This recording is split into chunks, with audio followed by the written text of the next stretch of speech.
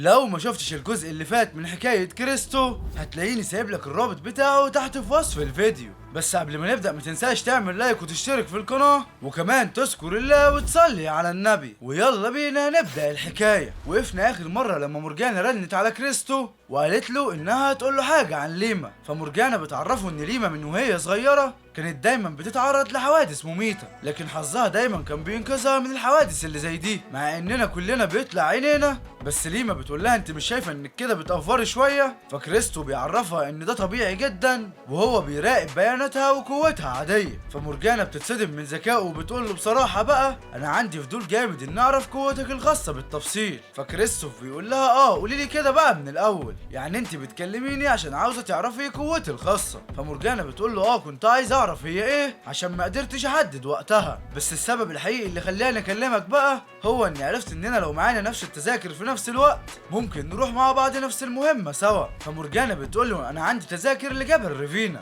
بس كريستو بيعرفها ان تذكرته هتوديه في محطة القطار، وبيقول لها لما تجيبي بقى التذكرة يبقى عرفيني عشان نروح مع بعض. فمورجانا بتعرفه انها هتجيبها من تحت الارض، لكنها بتقول له انها هتحتاج يوم او 2 عشان تعرف تعمل اكتر من دمية. فكريستو بيقول لها انه مش مستعجل وبيقفل معاها، وبيقول لنفسه جميل جدا انهم هيجوا معايا، على الاقل بنت مضمونة ومعالجة وهتحميني وتعالجني، وبيقول دي احسن فرصة ليا عشان اطور من الملاك القاتل. فالنظام بيعرفه ان الملاك القاتل بعد التطوير شكلها هيتغير، وكمان هتكتسب سلاح خارق خاص بيها. فكريستو بيتحمس في اللحظة دي وبيقول طور يا معلم طور. وبعدها بنعرف ان كريستو عنده موهبة جبارة في الرسم، وبيرسم بورين احسن من بورين نفسه. لا ومش بس بيرسم بورين، ده بيرسم الفريق كله. وبعدها بيخبط عليه 3 اشخاص وبنعرف انهم من الشرطة، وبيقولوا له عايزين نتكلم معاك بخصوص هجوم الليلة اللي فاتت. فكريستو بيقول لهم بخصوص المتحولين، لكنهم بيعرفوه ان كل ده كده ومفيش حاجة اسمها متحولين. بس كريستو بيقول لهم امال ايه، ده انا متحول انا كمان. وفي اللحظه دي اللعب بيبقى على المكشوف، وكريستو بيعرفهم انه دخل اللعبه مع مجموعه كلها متحولين، وبيديهم الصور والاسماء بتاعتهم عشان يتاكدوا. فالظابط اللي بيكون اسمه جوردن بيقول له انهم من القوات الخاصه والمسؤوله عن المتحولين واللعب ده. فكريستو بيساله وبيقول له هو الشخص ده هو كمان ظابط؟ بس جوردن بيقول له لا دي مساعدتي ويعتبر السواقه بتاعتنا. فجوردن بيسال كريستو بيقول له انت لسه فاكر اشكالهم مش كده؟ بيقول له طب احكي لي كده عملتوا ايه واللي ماتوا ازاي؟ فكريستو بيقول له لا والله مش هقدر انا طالع عيني من امبارح. فجوردن بيعرفه انه لازم يقول له التفاصيل، بس كريستو بيقول له ايه لازمته يعني؟ فجوردن بيعرفه انه يعتبر ثغرة قومية ولازم يساعد بلده، وبيديله رقمه وبيقول له وقت ما تكون فاضي اتصل عليا على طول. وبعدها بيخرجوا وجوردن بيقول لهم ان الولد ده لاعب ابيض، يعني لازم نراقبه عشان هيفيدنا كتير. فالمساعدة بتاعته بتعرفه انه شكله عيل عبيط وعنيد واكيد مستحيل ينضم لينا بكل سهولة كده. بس جوردن بيقول لها مين عارف ممكن يغير رأيه في لحظة واحدة. فالمساعدة بتسأله طب ايه امر القناصين والفرق باخلاء المكان؟ فجوردن بيقول لهم انتوا بتعملوا ايه هنا، تعالوا معايا. وفي الوقت ده بتتحرك الملاك القاتل وبتكون عايزة تجيب رقبة القناص، بس كريستو بيقول لها انزلي الله يخرب بيت اهلك مش عايزين مشاكل، هم خلاص بيلموا حاجتهم وماشيين. فالملاك القاتل بتنزل وبتقول له منك لله انا كنت عاوزة اجرب السلاح الجديد، بس كريستو بيعرفها ان ده مش وقت عبط خالص لان المهمة الجاية خلاص على الابواب. وبعدها النظام بيعرف كريستو على المهمة الجديدة وكل قواعدها وبينقله لمحطة القطار عشان يبدأ المهمة. فكريستو بيتفاجئ لما مش بيلاقي حد نازل معاه في المحطة، بس الصدمة انه بيلاقي معاه واحد وبيكون هو الضابط جوردن. فجوردن بيقول له ايه يا عم الصدفة الحلوة دي؟ فكريستو بيسأله وبيقول له انت مين؟ فجوردن بيقول له ايه يا عم انت نسيتني ولا ايه؟ بس كريستو بيقول له اكيد ما نستكش بس انا عارف اللعب بتاعكم. وبيسأله انت عملت كام نسخة لحد دلوقتي؟ فجوردن بيقول له انه عمل 3 نسخ بس، وفي مرة هيعدي فيها قطار الزمان والمكان على المحطة وهتشوف نسخ اكتر واكتر. فجوردن بيسأل كريستو بيقول له هتروح فين بقى على كده؟ فكريستو بيقول له انه رايح محطة ستار. فجوردن بيقول له ايه الحظ ده يا عم، ده انا برضه رايح نفس المحطة. فكريستو بيقول له انا عرفت ان في منصة تداول على صفحة القوات الخاصة ومعنى كده ان في لاعبين بيتجرأوا وبيبدلوا تذاكر المهام. فجوردن بيعرفوا ان التبادل ده عامة بيكون بين اعضاء القوات الخاصة، لان مفيش حد بيكون واثق في اللاعبين العاديين، بس في مجموعة من الشباب استغلوا ثغرة النظام لمصلحتهم الشخصية. فكريستو بيكون عايز يعرف اكتر واكتر، لكن جوردن بيقول له كفاية كده، ولو عايز تعرف اكتر انضم لينا. فكريستو بيقول له هفكر، وبيسأله عن المميزات بتاعة المنصة، بس جوردن بيقول له لا مش مسموح اتكلم اكتر من كده، وبيقول له لو انضمت لي هعرفك كل حاجة. فكريستو بيقول له خلاص سيبنا افكر حبة. وقطار الزمان بيجي وبيعرف كل المحطات اللي هيعدي عليها. فكريستو بيعرف جوردن انه رايح مطعم لينج هاي. فجوردن بيقول له يا على الصدف برضه انا رايح لهناك،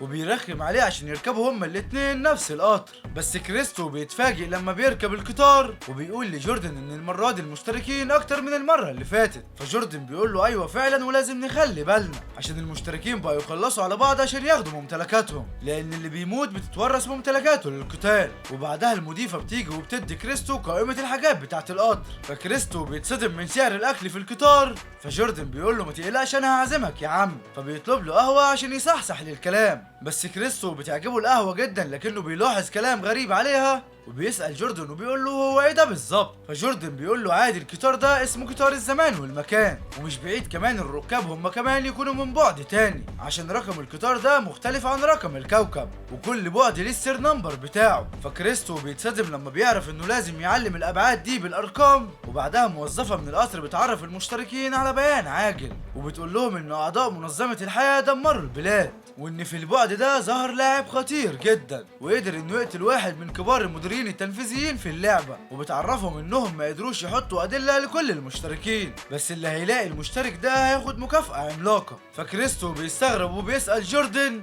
ازاي يعني هو شركة الالعاب دي مش قادرة تتعقب المشتركين على طول، بس جوردن بيعرفه ان الموضوع مش سهل كده، وشركة الالعاب دي صعب انها تتحكم في اي لاعب. فكريستوف بيسأله طب وعرف منين المشتركين السوبر؟ فجوردن بيقول له يا عم ارحمني بقى واسأل جوجل. وبيقول له انا داخل اللعبة دي من شهر واحد بس قبلك، اكيد يعني ما اعرفش كل حاجة. فالموظفة بتعرف المشتركين انهم وصلوا لمطعم لينج هاي، وبعدها جوردن وكريستو بينزلوا من القطر، وجوردن لسه بيتكلم مع كريستو، بس فجأة اللعبة بتخفي جوردن وكريستو وبتنقل كل واحد فيهم على مكان مهمته. وبعدها كريستو بيوصل لمكان مهمته، والنظام بيعرفه ان مهمته تحقيق في قضية قتل، لان في واحد في الفندق مات في ظروف غامضة. وبعدها بيبدأ يختفي عدد كبير من الناس اللي في الفندق، والغريب ان دايما نزلاء الفندق كانوا بيلاقي الجثث تحت مراتبهم، فالكل بيبقى خايف انه يجي الفندق ده، لانهم مقتنعين ان روح البنت اللي ماتت هي اللي بتعمل كده، ومهمتكم اكتشفت اللي بيحصل ده، بس النظام بيعرفهم انهم لازم يحلوا اللغز ده، والمهمة بيكون وقتها 3 ايام. فكريستو بيقول له هي دي المهمة بقى؟ دي شبه اي فيلم رعب كلاسيكي. فالنظام بيقول لهم ان الارواح دي بتظهر من 9 لحد 7 الصبح، ومسموح بس بضيف واحد معاك في الغرفة، ولازم تهتموا جدا بكل القواعد، لان الارواح الشريرة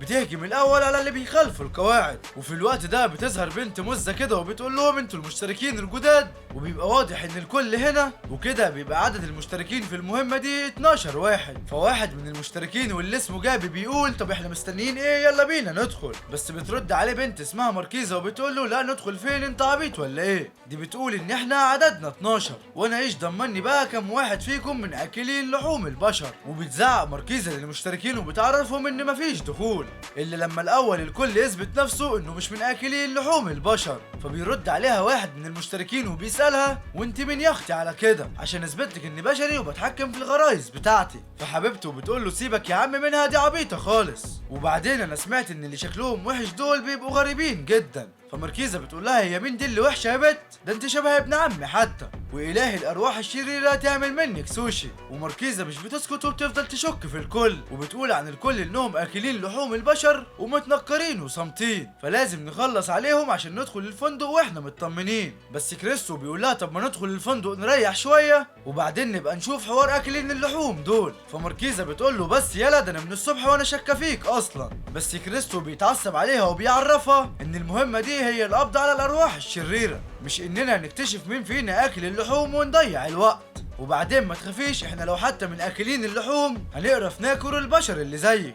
فماركيزا بتتعصب عليه وبتقول لهم شفتوا اهو اعترف انه من اكلين اللحوم، بس الكل بيقولوا لها انه معاه حق، عشان المهمه دي هي اننا نقبض على الروح الشريره ونحل اللغز، لان التهديد للكل دلوقتي سواء بقى عادي او من اكلين لحوم البشر. وجوردن بينده على كريستو وبيقول له انت لاعب ابيض ليه بتتنمر على المشتركين؟ فبيرد وبيقول له ابيض اسود انا مش فارقه معايا، المهم اننا ننجز ونقبض على الروح الشريره دي. فيا ترى بقى ايه اللي هيحصل بعد كده؟ ويا ترى فعلا هيقدروا يقبضوا على الروح الشريره دي ولا الروح الشريره هيكون لها راي تاني؟ ده بقى اللي هنعرفه في القسم الجاي ان شاء الله. فما تنساش بقى انك تشترك في القناة وتفعل الجرس عشان تشوف كل حاجة جديدة هتنزل بإذن الله. وما تنساش كمان انك تذكر الله وتصلي على النبي. واشوفكم بقى الفيديو الجاي، سلام.